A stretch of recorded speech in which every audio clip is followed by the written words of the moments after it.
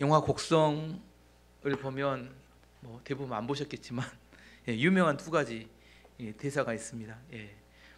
영화를 안 봤어도 그 대사는 또 잘 알아요. 첫 번째 오늘 제목이 무엇이 중한디라는 대사와 두 번째는 절대 현혹되지 마소라는 이렇게 대사가 있습니다. 곡성 내용을 이렇게 영화 내용을 이야기해 보면 한 마을에 마을 사람들이 여러 명 계속해서 의문으로 죽어갔습니다. 사실 경찰에서 조사했는데 경찰의 결론은 독버섯에 중독되어 죽었다고 잠정 결론을 내렸는데 사실 그 영화 결론을 보면 밀교 은밀한 종교를 섬기는 일본인과 무당이었던 황정민이 마귀를 환생시키기 위해서 일부러 그 마을에 그런 사건을 벌인 거였습니다. 그 마을을 지키는 수호신 무명이라는 천우희 배우가 연기했던 무명이 그 마을에 와서 사람들에게 일본인을 조심해야 된다 이렇게 경고를 합니다. 근데 주인공인 경찰로 나오는 곽도원 이 배우가 무명 이 아까 수호신의 말을 듣고 일본인을 조사하게 되는데 조사하는 중에 자기 딸이 귀신 들린 증상이 나타나요. 그래서 황정민 거기 나온 황정민 배우인 무당을 불러서 구술하지만 결국 도와주는 것 같았는데 결국 아까 천우희 그 무명이라는 수호신의 말을 믿지 못하게 하고 무당에게 속아서 귀신 들린 딸에게 아내도 죽임을 당하고 자기도 죽임을 당함으로 영화는 끝이 납니다. 그 대사 곡성의 대사 무엇이 중한디는 이 곽도원이 자기 딸 귀신 들린 딸에게 물어봤는데 그 귀신 들린 딸이 하는 대사입니다. 곽도원이 그 딸에게 일본인을 만났느냐 만났을 때 이야기를 자세히 한번 해봐라 이렇게 물어봐서 이야기를 했습니다. 그러자 그 아이가 왜 이야기를 해야 되는데요? 해야 하느냐고 물었습니다. 그때 중요한 이야기니까 싹 다 이야기를 하라 이렇게 이야기하면 중요한 이야기니까 그때 그 아이가 눈빛이 쫙 바뀌면서 무엇이 중한디? 무엇이 중한디? 무엇이 중한지 알지도 못하면서 하고 욕을 하고 방에서 나가버립니다. 곽도원은 처음으로 보는 아이의 눈빛과 그 말투에 얼이 빠져버려요. 왜 그래요? 우리 딸이 아니라는 사실을 그때 처음으로 알게 되죠. 그다음에 현혹되지 마소 이렇게 대사는 무당 황정민이 하는 대사입니다. 마을 사람들을 속이기 위해서 들어왔으면서도 자기가 마치 마을을 위하는 것처럼 무명 아까 말한 수호신 무명의 이야기를 듣고 절대 현혹되면 안 된다고 그렇게 이야기하는 대사입니다. 곡성 영화를 보면 영화 보면 내내 감독이 하는 원하는 게 누가 진짜고 누가 가짜인지를 이게 너무너무 헷갈려요. 감독이 관객을 현혹시키는구나 그런 생각이 들어요. 마지막까지 어느 게 진짜인지를 잘 구분하기 어렵습니다. 대사 중에도 믿기, 믿음, 속지 말라 이 믿음과 불신의 용어가 계속 등장합니다. 과연 무엇을 믿어야 되고 누가 진짜 도와줄 사람인지 전혀 알 수 없습니다. 하지만 주인공 곽도원은 이렇게 무당의 말에 속아서 현혹돼 가지고 결국은 아내도 딸에게 죽임을 당하고 어린 딸인데 자기도 칼에 맞아서 죽임 당해서 영화는 끝이 납니다. 영화가 재미있거나 보고 나 기분 좋은 영화 절대 아닙니다. 보고 나면 찝찝해요. 그래서 추천하지 않습니다.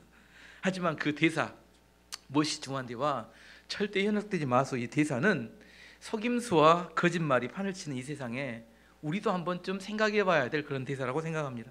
오늘 본문으로 돌아가서 사도 바울이 3차 선교여행 대부분의 시간을 보냈던 에베소에서 두란노 소원이라는 신학교를 만들어서 2년 동안 제자들 양육합니다.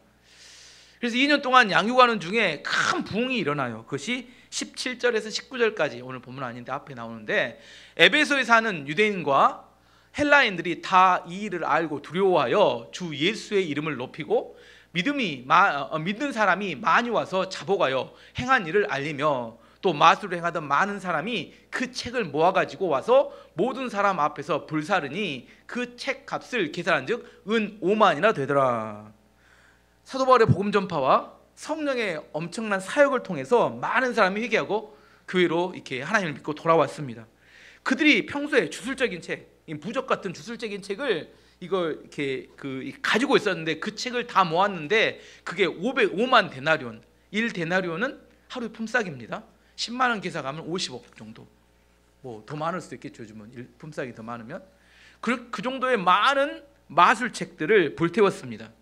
에베소에서 충격적인 일이었어요. 많은 마술책들을 그렇게 비싼 것들을 한꺼번에 불태우니까 그 에베소 사람들이 큰 충격을 받았는데 그 중에 가장 큰 충격을 받은 사람은 아데미 여신의 신전. 아데미 여신의 신전은 파르테논 신전보다 훨씬 많이 큰 그 그리스 가면 파르테논 신전이 있는데 엄청나게 큰 기둥이 유명합니다. 큰 기둥 옆에 사진 찍어서 오는데 가보신 분이 아무도 없어서 감동이 안 됩니다. 큰 기둥이 48개가 있어요. 파르테논 신전은. 근데 120개가 넘습니다. 이 아데미 신전이. 그래서 직선거리가 아니라 면적으로 따지면 10배도 넘을 것 같아요, 제 생각에는. 아무튼 지금은 없습니다. 이 신전은 다 불태워서. 근데 어마어마한 신전이 있었고 이 신전 옆에서 신상을 팔아서 큰 돈을 벌었던 사람이 많았던 것 같아요. 그 사람들이 은으로 만들었는데 은생업자들입니다. 그 중에서 리더격이 되던 사람이 데메드리오인데, 데메드리오가 생각하기는 잘못하면 저 믿는 사람들 때문에 우리가 생업이 망하겠다 이런 생각을 하게 된 겁니다. 23절에서 27절까지 말씀 보시면 그때쯤 되어 이 도로 말미암아 적지 않은 소동이 있었으니, 즉 데메드리오라 하는 어떤 은장색이 은으로 아데미의 신상 모형을 만들어 직공들에게 적지 않은 벌이를 하게 하더니, 그가 그 직공들과 그러한 영업을 하는 자들을 모아 이르되, 여러분도 알거니와 우리의 풍족한 생활이 이 생업에 있는데, 이 바울이 에베소뿐 아니라 거의 전 아시아를 통하여 수많은 사람을 권유하여 말하되, 사람의 손으로 만든 것들은 신이 아니라 하니 이는 그대들도 보고 들은 것이라. 우리의 이 영업이 천하해질 위험이 있을 뿐 아니라 큰 여신 아데미의 신전도 무시당하게 되고 온 아시아와 천하가 위하는 그 위험도 떨어질까 하노라. 데메드리오의 주장은 세 가지였습니다. 첫 번째는 바울이 말한다는 거예요. 사람의 손으로 만든 것은 신이 아니다. 무슨 말이냐면, 이걸로 통해 짐작해 볼 수 있는 것은 그 당시에 아데미 신전에 와서 돌아가는 길에 신상을 하나 사가면 신상에 특별한 능력이 있다고 믿었던 것 같아요. 지방에 신상을 갖다 놓으면 뭐 어떤 능력이 있어요? 행운이 온다든지 복이 온다든지 액땜해 준다든지 그런 믿음이 있었던 것 같아요. 근데 바울이 뭐라고요? 사람의 손으로 만든 게 뭐예요? 누가 사람의 손으로 만들어? 자기들이 만들었잖아요. 은으로 만든 신상. 사람의 손으로 만든 것은 뭐가 아니다고요? 신이 아니다. 그럼 복도 주지 않고 액땜도 되지 않는다, 이런 이야기입니다.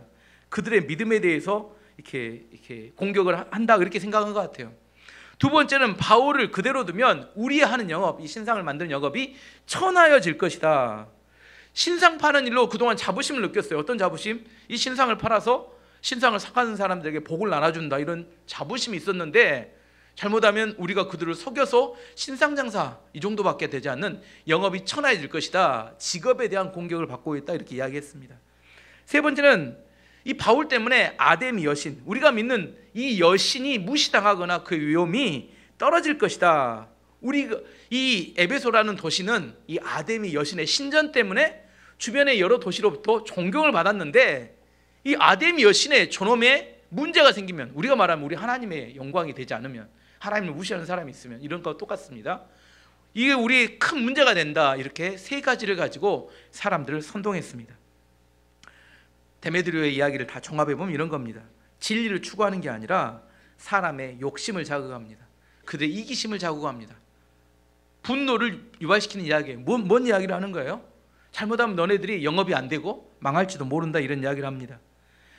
본질하고는 거리가 멀어요. 그들이 만약에 데메드리오 말이 본질이었다면 이런 걸 이야기했을 겁니다. 바울이 전하는 복음이 뭐가 잘못됐는지, 복음을 전하고 있는 바울은 왜 잘못됐는지, 바울이 말을 믿고 믿었던 그 기독교 공동체는 뭐가 잘못됐는지, 이런 것을 이야기하고 나눠야 되는데 뭔 이야기만 해요? 우리의 이익하고 관련된 이야기만 주구장창합니다. 이익과 이기심을 기초로 한 이야기를 합니다. 이 지점에서 우리가 생각해 볼 게, 곽도원 딸이 이야기했던 귀신들 한 이야기, 뭐라고요? 무엇이 중요한지, 뭐가 중요한지 생각해 봐야 합니다. 고대 중국의 전설적인 명의 중에 편작이라는 사람이 있습니다. 편작은 삼형제가 있었어요. 셋 다 의사였습니다. 근데 셋 중에 가장 알려진 사람이 편작 막내입니다. 셋째 막내. 사람들이 그에게 와서 당신 같은 명의가 없다, 당신은 신이다, 신의 경지에 이르렀다, 이렇게 이야기합니다. 그러자 편작이 하는 말이 절대 그렇지 않다. 우리 자에게는 두 명의 형이 있는데 큰형은 대의라고 이야기합니다. 무슨 말이냐면, 이 형은 사람의 얼굴 낯빛을 딱 보면 앞으로 무슨 병이 발생할지 미리 알아맞춘다.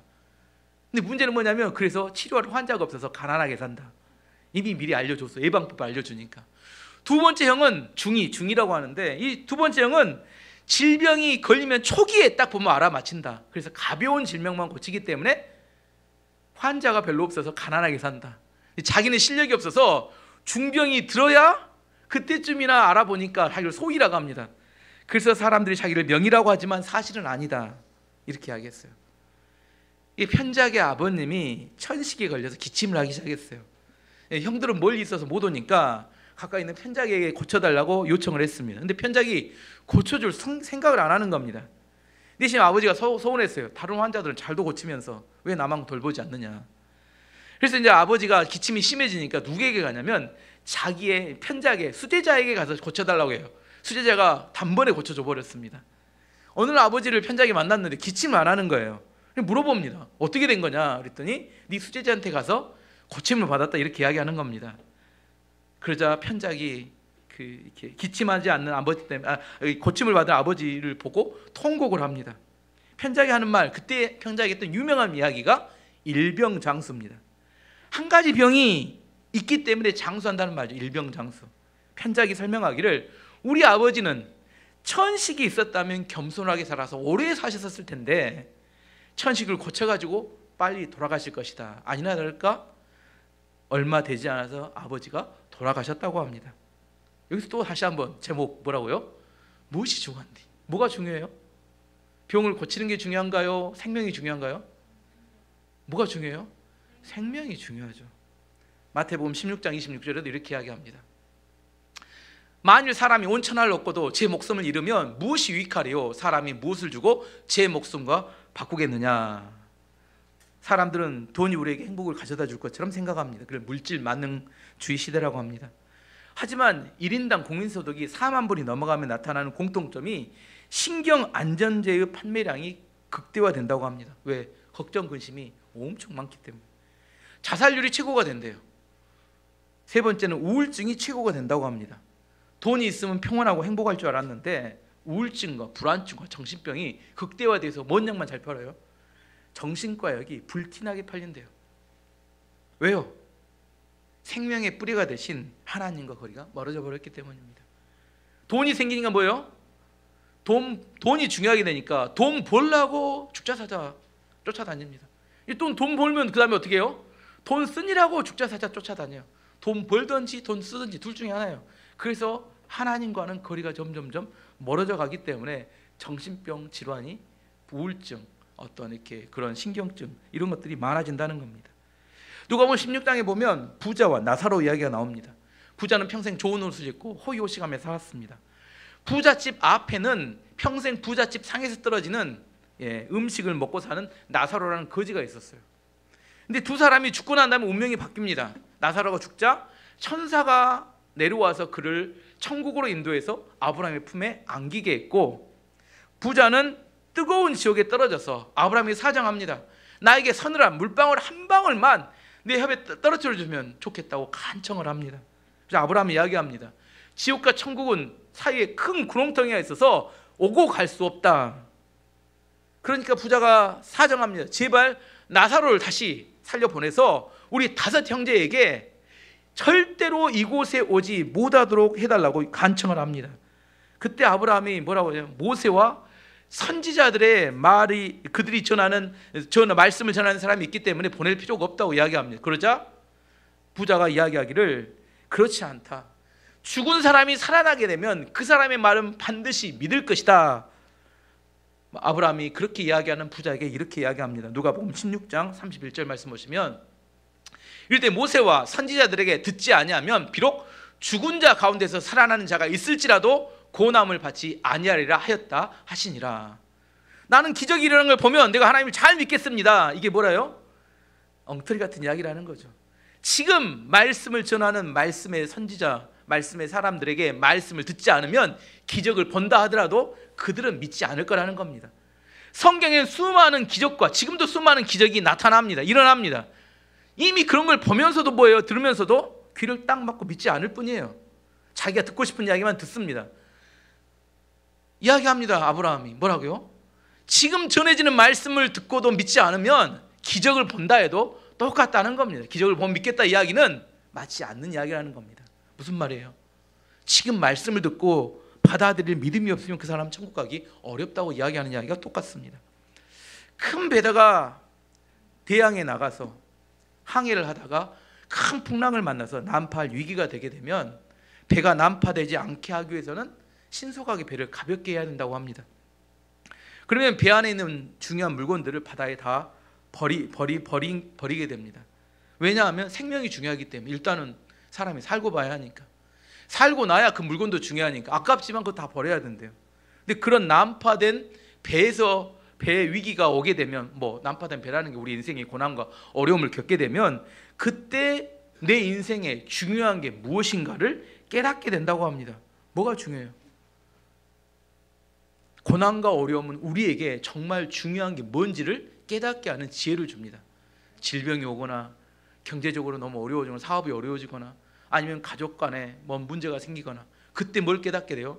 정말 중요한 게 뭔지 그때서 알게 된다는 겁니다. 다시 본문으로 돌아가면 데메드리오가의 충동에 의해서 사람들이 막 분노한 사람들이 사도 바울을 찾기 시작했어요. 28절 29절 보시면 그들이 이 말을 듣고 분노가 가득하여 외쳐 이르되 크다 에베소 사람의 여신이여 아데미여 하니 온 시내가 요란하여 바울과 같이 다니는 마게도냐 사람 가이오와 아리스다고를 붙들어 일제 영국정으로 달려 들어가는지라. 바울을 찾았어요, 그 당사자를. 근데 바울이 안 보이니까 꽁 대신 닭이라고 누굴 찾아요? 가이오와 아리스도가를 붙잡아서 영국정으로 데려갔어요. 근데 문제는 뭐냐면 왜 데려간지를 잘 몰라요. 데려가긴 했는데 우왕좌왕합니다. 데메드리오의 선동에 마음의 분노가 일어나서 뭔가를 해야 되겠는데 할 걸 찾다가 희생양을 하나 찾았는데 그게 가이오와 아리스다고였어. 그들을 데리고 이렇게 영국정으로 데려갔습니다. 바울 입장에서는 자기를 대신해 누가 해요? 그 가이오와 아리스다고가 붙잡혀 가니까 마음이 안타까웠던 것 같아요. 본인 마음에 무엇이라도 해야 될 것 같아서 자기가 직접 영국장으로 들어가서 그 사람들을 상대하겠다 이런 생각을 했던 것 같습니다. 30절 31절 말씀 보시면 바울이 백성 가운데로 들어가고자 하나 제자들이 말리고 또 아시아 관리 중에 바울의 친구된 어떤 이들이 그에게 통지하여 영국장에 들어가지 말라 권하더라. 근데 주변 사람들은 뭐라고 해요? 영국장에 들어가면 안 된다고 말렸습니다. 들어가야 될까요? 말아야 될까요? 이런 것들은 어떻게 했어요? 들어가야 돼요? 말아야 돼요? 리더가 최소한 생명을 걸고 들어가야지 뭐 이런 생각. 들어가면 안 돼. 들어가면 어떻게 될까요? 사도 바울은 죽겠죠. 왜냐하면 그들은 왜 모였는지 목적도 모르고 이유도 몰라요. 그냥 화가 나서 흥분되어 있을 뿐입니다. 상대방이 흥분하고 있으면 같이 흥분하면 어리석은 사람이 됩니다. 악한 마귀는 항상 악한 마귀 자기의 리듬으로 우리를 끌어들입니다. 마귀의 리듬이 있어요. 마귀는 거짓말장애입니다. 삼동가예요. 그래서 가능하면 속전속결로 우리 안에 결정하도록 만듭니다. 근데 그렇게 결정한 것들이 대부분 잘못된 선택일 때가 많습니다. 어떤 투자를 하게 되거나 집을 사거나 뭔가를 이렇게 중요한 결정을 하게 될 때 신중하게 해야 되는데 꼭 우리를 충동하는 사람들의 충동의 말은 뭐예요? 이번 기회를 놓치면 뭐라고요? 다시는 기회가 오지 않기 때문에 지금 당장 선택해야 된다. 많이 듣는 이야기입니다. 이 말 듣고 선택하면 어떻게 돼요? 그 다음 한 번의 선택과 오랜 고통이 따라오는 옵니다. 가전제품을 사러 가면 가전제품 살 때 인터넷에서 구매하는 것과 매장 가서 구매하는 거 어느 게 더 쌀까요? 인터넷 구매가 훨씬 쌉니다. 근데 사람들이 이런 생각이에요. 자기는 지혜로워서 매장에 가서 상품을 보고 그 다음에 집에 돌아와서 뭐 하겠다? 인터넷으로 구매하겠다. 이론은 맞아요. 근데 매장에 가면 어떻게 될까요? 사인하게 됩니다. 사게 돼요. 왜 사게 될까요? 사은품에 마음이 뺏겨요. 사은품을 준대. 또 하나는 요즘 보면 상조에 가입하면 공짜로 준다고 합니다. 또 그런 것도 있어요. 상조에 가입하면. 또 가보면 여기서밖에 살 수 없는 신상품이 돼요. 이건 절대로 인터넷에 살 수 없대요. 아무튼 여러분이 가면 매장에서 그렇지 않으면 인터넷 판매가 있는데 매장이 될까요? 근데 매장이 잘 돼요. 매장이 잘 되는 이유는 그들이 여러분에게 팔 수 있는 수없이 많은 방법들이 거기에 다 비치돼 있어요. 가면 어떻게 돼요? 사인하고 나오게 됩니다. 웬만한 독한 사람 아니고는. 또 그런 독한 사람하고 친하게 지내면 안 됩니다. 인간미가 없기 때문에. 어쨌든 매장에 가면 사인하게 됩니다. 악한 마귀는 항상 우리한테 이야기해요. 지금 당장 해야 된다. 이게 마귀의 리듬입니다. 마귀의 믿음에 말리면 우리가 잘못된 선택을 하게 돼요. 그때 우리의 그런 마귀의 요구에 어떻게 해야 돼요? 어떻게 반응해야 돼요? 잠깐만, 오늘 하루만 시간을 주세요. 왜 하루를 시간을 달라고 할까요? 집에 자라고 한 게 아니라 다음날 새벽에 와서 하나님께 기도해보고 결정하겠습니다. 새벽기도 안 오는 사람 의미 없는 이야기고, 하루 지나도 똑같은 상황이고, 새벽기도 와서 내가 하루 동안 그 중요한 결정을 내가 하나님께 물어보고 하나님의 리듬으로 내가 결정하겠습니다. 그 상황에 가면 마귀가 우리의 리듬을 걸어서 빨리 결정해라고 이야기하면 그때 결정하면 안 되겠다는 마음이 불타올라요. 그때 결정하면 좋겠다고 생각이 막 부글부글 끓어오릅니다. 아니면 손해날 것 같아요. 꼭 여자분들 하는 이야기 있어요. 이건 할인하니까 안 사는 게 손해야. 여러 번 듣습니다. 안 사는 게 손해래요. 진짜 안 사는 게 손해인가요? 안 사는 게 손해죠. 장사하는 사람이 손해보고 미치고 파는 사람이 있을까요? 안 사는 게 손해가 될 수 있는 게 있을까요? 그거 다 허상입니다. 사는 게 손해입니다. 안 사는 게 이익이에요. 근데 안 사는 게 손해라는 생각을 딱 사로잡으면 무조건 사인하게 됩니다. 하지만 그 리듬에 빨려 들어가면 우리가 잘못된 선택할 가능성이 많아요. 어떻게 해야 돼요? 하나님께 기도해보고 하나님의 리듬에서, 사도 바울 입장으로 돌아가 보면 죽음을 각오하고 그 영적이 들어가야 될 것인가, 아니면 앞으로 해야 될 사역, 복음을 전해야 될 사람이 많으니까 그때 들어가지 않고 뒤에서 기도할 것인가, 어떻게 해야 돼요? 감정의 흥분 때문이 아니라 하나님께 기도해보고 하나님이 원하시는 대로 결정하는 게 중요합니다. 헛된 공명심, 자존심, 명성, 이런 것들이 우리로 하여금 잘못된 결정을 하게 만듭니다. 하나님이 원하시면 생명을 걸고 들어가야 되고, 하나님의 뜻이 아니면 비굴할지라도 참고 도망치는 게 맞습니다. 일본은 우리나라보다 훨씬 먼저 기독교가 들어갔어요. 1500년대에 기독교가 포교가 시작됐습니다. 일본 기독교가 들어갔을 때 많은 사람, 믿는 사람들의 엄청난 박해가 있었어요. 한 200년이 넘는 기간 동안 일본 사람들이 어떻게 기독교를 박해했냐면, 일본 통치자들이 성화, 기독교, 예수님이 그려진 성화를 갖다 놓고 마을 사람 다 모아요. 그리고 그 예수님 성화를 발로 밟고 지나가다거나 침 뱉고 지나가도록 만들었습니다. 그래서 사람들이 이 안 지나가면 어떻게 해요? 그 사람이 예수님 믿는 사람이라고 생각해서 죽였습니다.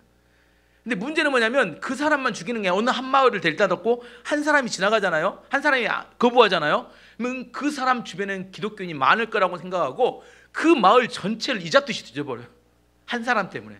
그래서 그 한 사람이 자기 때문이 아니라 마을 믿는 다른 성도들 때문에 어쩔 수 없이 배교를 하게 됐습니다. 그 예수님 성화를 받고 지나가는 일을 하기, 이게 1, 2년이 아니라 100년, 200년을 이렇게, 일본 지독한 사람들입니다. 그렇게 했어요. 근데 그렇게 배교한 날, 믿음을 위해서 배교했다, 이게 말이 안 맞는데, 믿음을 지켜야 되는데 믿음을 위해서 배교했다고 생각하는 그날, 그 주에 이제 예배처에 소소에 성도들이 모이면 눈물이며 통곡하며 기도한대요.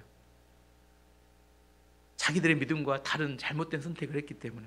어느 게 맞나요? 평생 그들은 뭘 갖고 살아요? 좋은 글씨 같은 내가 배교자라는 그 죄책감을 가지고 회개하는 마음으로 살아갑니다. 어느 게 맞나요? 우리가 말하는 순종이라고 이야기할 때 우리가 그렇게 이야기하는 것처럼 단순하진 않습니다. 어느 게 맞냐면 하나님이 뭘 원하시는지, 그 실제 상황에 들어갔을 때 우리가 믿음을 가지고 지킨다는 게 무엇인지, 그것을 우리 안에 생각해 볼 수 있어야 합니다. 중요한 것은 마귀의 리듬에 속으면 안 된다는 겁니다. 하나님의 리듬에 맞춰서 우리 안에 정말 하나님 앞에 기도해보고 결정할 수 있는 지혜가 필요합니다. 다시 본문으로 돌아가 보면 바울이 극장 안에 들어가지 않고 먼 발치에서 기도하는 중에 극장 안에 모여있는 사람들의 상황을 이렇게 설명합니다. 32절 말씀 보시면 사람들이 외쳐 어떤 이는 이런 말을, 어떤 이는 저런 말을 하니 모인 무리가 분란하여 태반이나 어찌하여 모였는지 알지 못하더라. 뭐라고요? 그 모인 사람 중에 왜 모였는지 몰라요. 그래서 사람들이 이야기해보라니까 막 중구난방으로 막 앞뒤가 안 맞는 말을 막 계속 쏟아내는 겁니다. 왜 그래요? 목적이 불분명하니까, 감정의 흥분 때문에 모였기 때문입니다. 그때 거기서 누가 있었냐면 유대인들, 여기서 유대인들이란 회당의 유대인들이라고 유대인들이어서 사도 바울과 반대되는 유대인들이 그 사도 바울을 핍박을 많이 하는 이 사람들이 거기에 함께 있었던 것 같아요. 하도 중구난방으로 이렇게 이야기가 분분하니까 유대인들이 사도 바울에 대해서 고소하기 위해서 한 사람을 내보내는데 알렉산더라는 사람을 내보냅니다. 알렉산더 안 나가고 싶었던 것 같아요.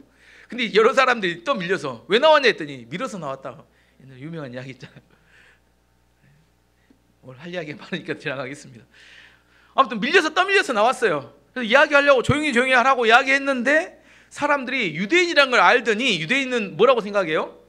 사도 바울과 같은 편이라 이렇게 생각을 하는 겁니다. 왜? 아데미 여신에 대해서 저 사람은 하나님을 믿기 때문에 아데미 여신에 대해 반대하는 사람이다. 이 사람들은 사실은 바울에 대한 반대로는 같은 편인데 거기에 모였던 이 그리스인들은 뭐라고 생각해요? 저 사람은 바울과 같은 편이다. 아군과 적군도 구분하지 못하고 유대인이라고 하니까 뭐라고 외치냐면 에베소의 여신 아데미는 위대하다. 이걸 몇 시간 외치냐면 2시간 동안 계속 거기 모인 사람들이 소리를 치는 겁니다. 뭐라고 쳐요? 에베소 여신 아데미는 위대하다. 왜 소리를 질러요? 아무도 몰라요. 아무도 몰라. 왜 소리 지르는지 아무도 몰라. 근데 몇 시간을요? 2시간을 소리 질러요. 가만히 놔두면 하루 종일 10시간도 소리 지를 사람들입니다. 왜 그래요? 목적도 모르고 이유도 모르니까 소리만 지르는 겁니다. 나는 소리 안 지르고 싶은데 옆에서 계속 지르니까 뭐예요? 같이 질러야 돼. 이게 선동된 사람들의 특징입니다. 뭐 한지 몰라요. 근데 소리 지르니까 안 지르면 나만 이상한 사람 되니까. 여러분도 그러잖아요. 특히 중고등학생들이요. 왜 그거 해야 되는지 잘 모르는데 다른 사람들이 하면 같이 하잖아요. 이건 선동돼서 따라서 다른 사람들이 뭐 이렇게 유명한 패딩 입으면 나도 그거 입어야 되고. 예. 그래서 부모들은 등골 브레이크라고 하죠. 예. 다른 사람이 하면 다 따라서 하는 거 있잖아요. 선동돼서 하는 거. 의미도 몰라, 이유도 몰라. 정신 차려야 돼요, 중고등학생들. 다른 사람이 한다고 같이 하는 거 아닙니다. 다른 사람이 할 때 나는 노 할 수 있어야 그 사람이 똑똑한 사람이에요. 어쨌든 2시간 동안 소리를 쳤어요. 아데미여 이렇게 막 소리를 쳤어. 근데 왜 치는지 몰라요. 그 왜 치는지 모른지를 뭘 보면 아냐면 그 다음 에베소시의 서기장인 사람이 나와서 군중들을 진정시키고 몇 마디 말로 이 사람들에게 권면합니다. 그 이야기가 35절에서 40절까지 나옵니다. 서기장이 무리를 진정시키고 이르되 에베소 사람들아, 에베소 시가 큰 아데미와 제우스에게서 내려온 우상의 신전지가 된 줄을 누가 알지 못하겠느냐. 이 일이 그렇지 않다 할 수 없으니 너희가 가만히 있어서 무엇이든지 경솔히 아니하여야 하리라. 신전의 물건을 도둑질하지도 아니하였고 우리의 여신을 비방하지도 아니한 이 사람들을 너희가 붙잡았으니 만일 데메드리오와 그와 함께 있는 직공들이 누구에게 고발할 것이 있으면 재판날도 있고 총독들도 있으니 피차 고발할 것이오. 만일 그 외에 무엇을 원하면 정식으로 민회에서 결정할지라. 오늘 아무 까닭도 없는 이 일에 우리가 소요 사건으로 책망받을 위험이 있고 우리는 이 불법 집회에 관하여 보고할 자료가 없다 하고. 한국말이 어려워요. 정리해보면 3가지입니다.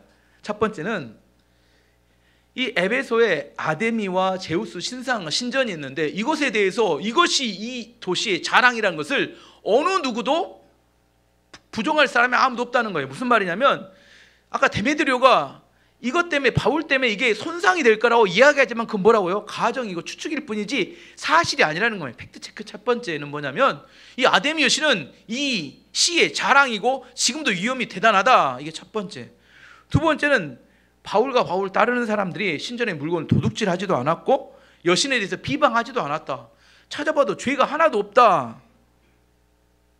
팩트체크 두 번째는 뭐냐면 죄도 없다는 거예요. 세 번째는 뭐냐면 너희가 여기서 이렇게 모여서 불법 집회를 하고 있지 말고 정식으로 재판을 신청해라. 만약에 너희가 계속 여기서 불법 집회를 하고 있으면 너희가 나중에 처벌받을 것이다. 너 처벌받을 것이 이렇게 하니까 완고한 표현인데 잘못하면 너희들의 사업장이 문 닫을지도 몰라. 이 세 번째 이야기가 중요합니다. 팩트체크 세 번째 이야기했어요. 너희가 사업장이 문 닫을지 몰라. 무슨 말이에요? 처음에 왜 이들이 일어났어요? 이익 때문에 선동대에 일어났는데 역으로 뭐예요? 너네들에게 손해가 갈지 몰라 하니까 결과 어떻게 돼서 41절 보면 참 웃기는 이야기입니다. 41절 말씀 보시면 이에 그 모임을 흩어지게 아니라 어떻게 했어요? 그 이야기를 딱 듣더니 몇 마디 3가지 권면 받더니 집으로 다 돌아갔다는 이야기예요. 그럼 2시간 동안 이 소리 지르는 건 뭐예요? 왜 소리 질렀어 거기서? 아무 목적도 이유도 없이 소리만 지르다가 너에게 손해 갈지 몰라. 이게 자 집으로 돌아갔어요. 진리의 기반에 없는 뭐예요? 이익의 기반에서 살아가는 사람들의 특징이라는 거예요. 이익이 될 거라고 생각하고 모여서 소리를 지르는데 막 난리를 쳤는데 너네들에게 손해 갈지 몰라 하니까 뭐예요? 빨리 집으로 돌아갔어요. 아, 큰일 나겠다 잘못하면. 아시겠죠? 꼭 여기서 내가 생각나는 여기 생각나는 황정민의 대사가 생각났습니다. 영화를 봤던. 절대 뭐 하지 말라고? 현혹되지 마소. 누구에게 현혹돼 버렸어요? 데메드료의 이야기에 이 사람들이 현혹돼서 사람들 잡아내고 그들이 2시간 동안 소리 지르고 난리를 쳤는데 그게 무슨 의미예요? 의미 없는 헛짓거리였다는 겁니다. 너무 허무한 이야기입니다. 왜 소리를 지르는지 왜 뭐였는지 아무도 몰라요. 그냥 감정에 그럴지도 모른다는 그 가정을 바탕으로 그들이 감정만 소진했을 뿐입니다. 신천지의 2단 매뉴얼에는 이런 내용이 있습니다. 맨 앞줄에 앉아라. 딴짓하여 설교자를 혼란하게 만들어라. 그리고 설교자를 째려봐라. 그리고 자꾸만 불만을 토하라. 그렇게 불만을 토하게 되면 그동안 말 못했던 불만이 가득한 사람들이 모여들게 될 것이다. 그러면 그 사람들과 개인적인 만남을 가져라. 이단은 어떤 사람들을 찾아요? 여기서 이단이 오면 어떤 사람 찾을까요? 이 안에 있는 사람 중에 불평과 불만이 가득한 사람을 찾아내는 게 이단들의 이렇게 주 전략입니다. 그리고 그들에게 뭐라고 이야기해요? 그들을 충동질합니다. 충동질해요. 어떤 마음이 들도록? 불평과 불만을 가득하게 들도록 충동질하고 그 다음에 개인적으로 만나요. 그 다음에 어디로 데리고 갈까요? 신천지. 왜 나는 자꾸 이단들이 나에게 자꾸 꼬일까? 왜 꼬일까요? 여러분이 생각해 보셔야 돼요. 그러면 이단들에게 속아 넘어가지 않고 우리 안에 현혹되지 않은 비결은 뭘까요? 항상 기뻐하라. 쉬지 말고 기도하라. 범사에 감사하라. 내 마음의 불평과 원인의 뿌리를 제거하고 내가 기쁨과 감사와 기도가 내 마음에 가득 차게 되면 이 이단들의 충동질에 내 안에 끊어지게 됩니다. 소록도에는 나병 환자들이 있는 곳입니다. 1959년에 오스트리아 출신의 수녀이자 간호사인 마리안과 마가렛이 28, 29살의 나이로 소록도에 왔습니다. 그때 당시에 오스트리아는 선진국이었고 우리나라는 지금도 고흥의 소록도는 뭐예요? 오지입니다. 안 가보신 분도 많을 거예요. 웬만하면 잘 많이 안 가시죠. 지금도 오지인데 그때 1959년 얼마나 오지였겠어요. 근데 그곳에 들어가서 이 두 분이 43년 동안 나병 환자들을 위해서 헌신합니다. 부부가 43년을 살아도 얼마나 많이 갈등하고 싸웁니까? 근데 갈등하고 싸우지 않고 43년을 나병 환자를 이름도 없이 빛도 없이 섬기셨습니다.